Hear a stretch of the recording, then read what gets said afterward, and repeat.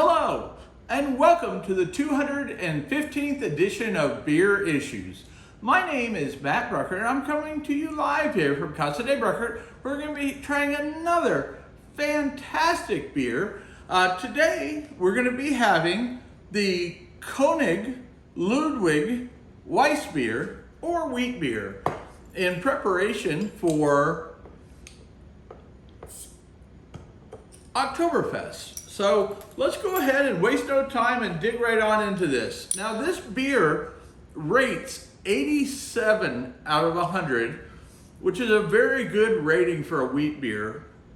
For any beer, it's a very good rating, but wheat beers, like we've discussed, tend to get a little bit lower ratings than some of the other beers. So an 87 is really good. And I think it puts it like, I think the 43rd best wheat beer in the world,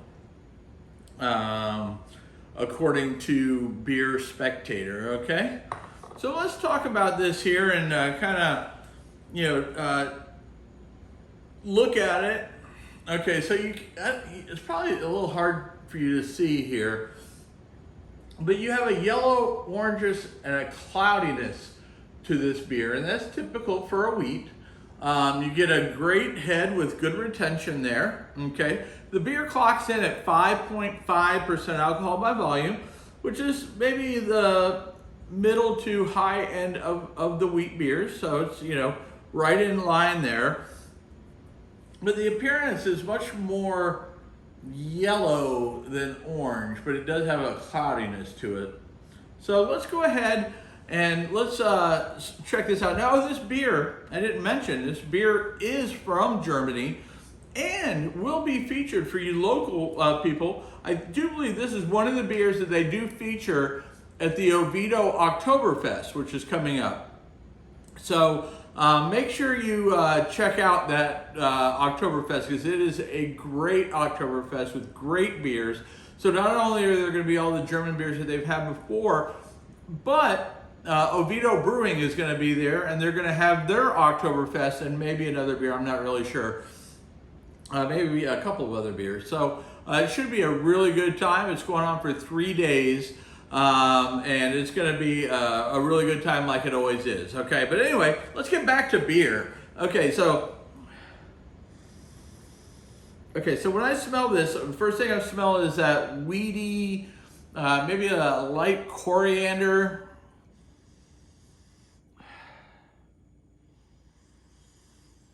Yep, I got a light scent of the bananas, and that's typical for a German wheat.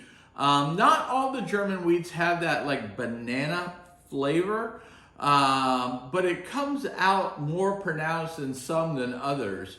So, as you try different German beers, see if you can taste that like almost banana type flavor that you get into it. It's something that I enjoy in the good German beers. And I found other beers, I've started finding more and more of the more local places, when they do their wheats, they'll get that like almost banana flavor in there. Obviously they're not using bananas, it's from the spice seasonings, the spices that they use when they're making it. But it does come through, and it's kind of a unique thing with wheat beers, okay? So,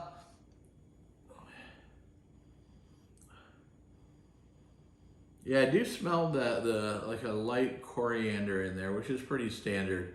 But let's waste no time. Let's go ahead and dig into this beer.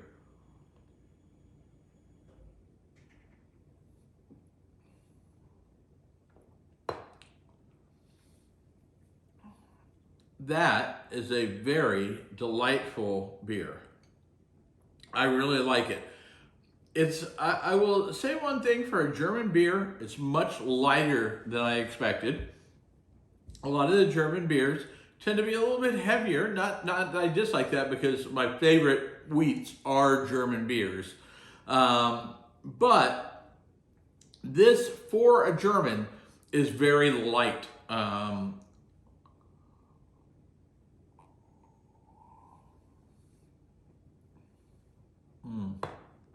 It's got a great flavor to it while still being light. Like you're getting the coriander, you're getting the wheat, you're getting it's got great carbonation.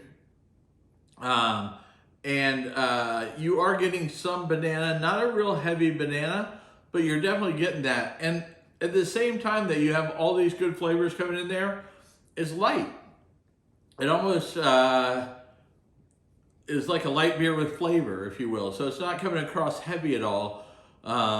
So to me, I really like it. This is something that you could drink, you know, poolside or whatever. A great beer.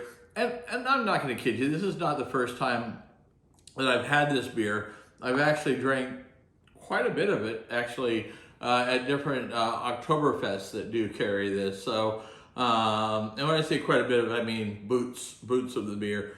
So, outstanding beer. And just a little story, if you've ever wondered why King Ludwig and the Bavarian royal family, why they're so important in Germany, okay, especially in Bavaria, it's because they had the rights to brewing Hefeweizens in Bavaria for 200 years. So for 200 years, they were the only one that had the rights to brew Hefeweizen, okay? And that's why you'll see a lot of the really great Hefeweizens, you know, come from Bavaria, and a lot of will say, you know, if you read the story of them, it'll talk about King Ludwig or the Bavarian royal family because they had the rights to the only ones that could make Hefeweizens in you know, in Germany and Bavaria.